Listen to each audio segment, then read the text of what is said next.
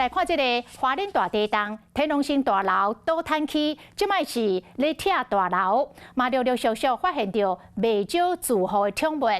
昨是来救出着一只叫做伽马的猫咪，昨嘛来发现到为着要来救猫仔死亡的康老师的猫仔妞妞。昨暝这个康老师的爸爸嘛到现场，真紧张，希望会当赶紧甲查囝的猫仔安全救落来。 昨下晡，伫7楼救出掉伫铁窗内8楼住户余小姐爱猫伽马，镜头嘛翕到一个小小身影出现伫隔壁的玻璃窗内。经过比对，天龙车罹难者康老师的亲戚朋友指认讲，这是康老师的爱猫妞妞，也毋过随跳走去。知影讲爱女的猫要伫咧，很显是赶到现场。一上去，然后它就跑掉，然后先用诱捕笼的方式。 了解进度，头一直tìm，康老师的老爸拢无讲话，一直看窗仔门。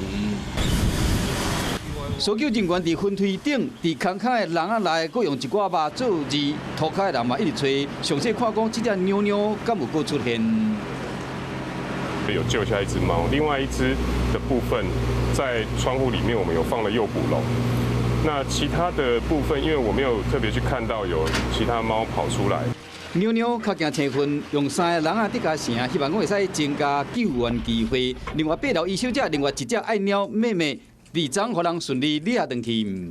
饲料要给套送给鸡只的啦。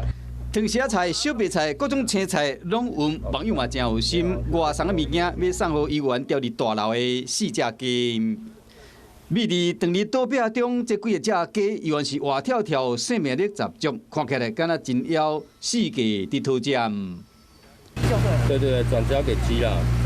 花莲大地震伫拆除的过程中，大楼内宠物医院等人来解救，这主人就想讲厝已经无去了啊，希望讲会当甲这宠物搁团圆。 Hello， 我是庄慧琪。想要抢先掌握最及时的新闻资讯吗？赶快订阅、按赞、开启小铃铛，锁定华视新闻 YouTube 频道。